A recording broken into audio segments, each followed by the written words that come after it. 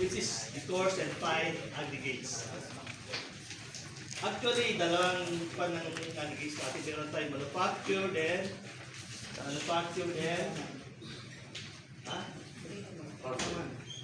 natural aggregates. So in this case, ang aggregates natin sa 405 is, ano siya? Manufactured siya. Plus aggregate.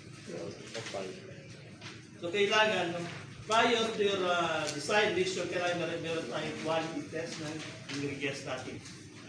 Para magawa natin yung unit weight, nandiyan sa worksheet nyo, was on sheet 200, sieve analysis, ng coarse and fine, and ablation ng coarse aggregate.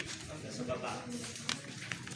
Unit weight, was on sheet 200, specific gravity and absorption ng coarse and fine, then sieve analysis ng coarse and fine, then ablation ng coarse aggregate. So kailangan pagpatest kayo ng quality test. Hindi pwede yung moro-moro dyan. It should be the actual properties of your aggregates na gamitin ang papadala nyo sa akin. Anyway, hindi naman kayo magtetest eh. Kasi pag yung sa lab, kami naman ang gagawa. Magpapayat na kayo, di ba? Mga tractor.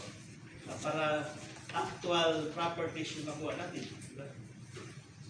So pag mayroon na tayong quality test ng coarse and fine, you can now proceed to your design of your concrete mixtures. Ito na. No?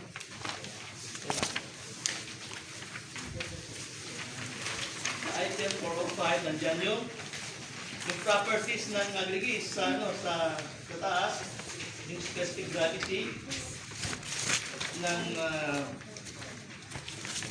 fine aggregates is 2.7, ba? 2.68 naman sa coarse. Galing ito sa quality test sa laboratory. No data dito. Then, meron tayong absorption ng fine is 1.63, 1.68 naman sa coarse. Then, finest modulus ng fine aggregates. Finest modulus. This is 2.97. Then, meron tayong ideal na finest modulus ng fine aggregates, which is 2.75. Greater than 2.75 meaning coarser yung fine aggregates natin.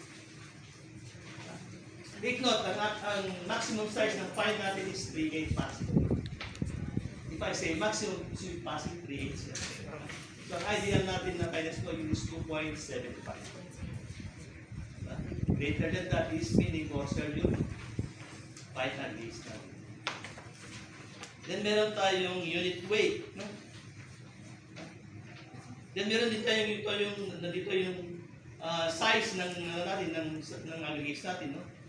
So fine is 9.5 mm, which is 3/8. Then sa coarse aggregate is 19 mm, which is 3/4 siya. 3/4, no? Then unit weight ng fine is 16-17. Yung loose, then yung radius dito is